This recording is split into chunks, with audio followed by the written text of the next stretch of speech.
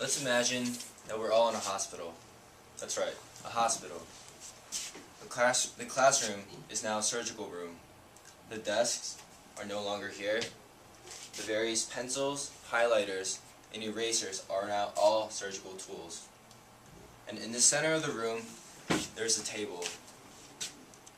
A woman lies on top of the table, unconscious from the anesthesia. As a doctor, your job is to abort the fetus that lies in its mother's womb. When the job is done, you look down, staring at the guilty, blood-stained hands that had just murdered a baby. Classmates, I stand before all of you today to discuss an important issue: abortion. Out of 19 people in this class, 5 males and 3 females said that they were against abortion. The remaining 5 males and 6 females were for it. For those of you who belong in that 58% that is for abortion, I will try to change your views on the issue in my speech.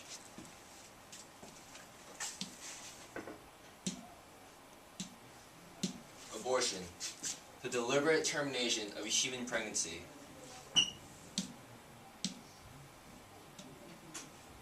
The induced termination of a pregnancy with destruction of the embryo or fetus. The removal of a fetus from the mother's womb.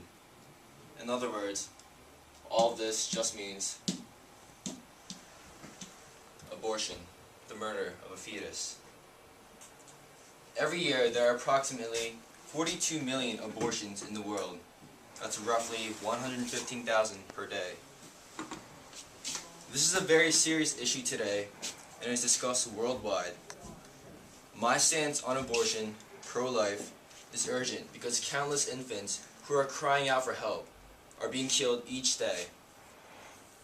Today, I'll try to convince you to believe that abortion should be abolished. Abortion should be abolished for the following reasons. The mother can suffer emotional damage, it goes against the Constitution, and it strongly opposes biblical beliefs. To start with, the mother sometimes suffers intense mental and emotional damage after having an abortion.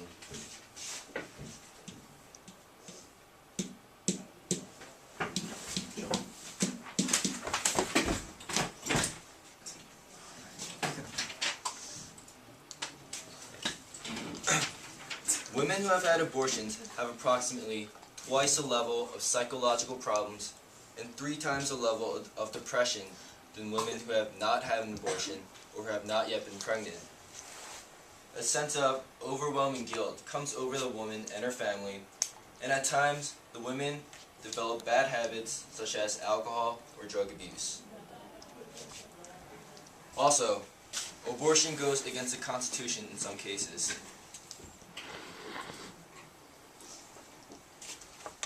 The 14th Amendment, Section 1 states, "Nor shall any state deprive any person of life, liberty, or property without due process of law." A fetus is still a human life and should be accounted for in the Constitution. A fetus can survive if born prematurely from as early as 20 weeks.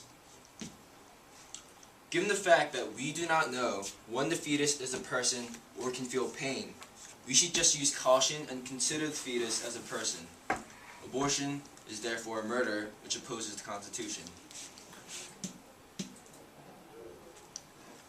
In religion, human life is considered sacred.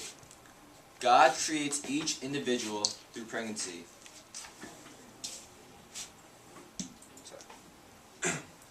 "For you created my inmost being.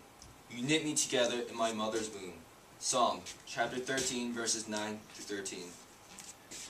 In other words, it is an act of destroying God's creation. God considers the life of an unborn life by another's hands to be murder. If men who are fighting hit a pregnant woman and she gives birth prematurely, but there is no serious injury, the offender must be fined whatever the woman's husband demands and the court allows.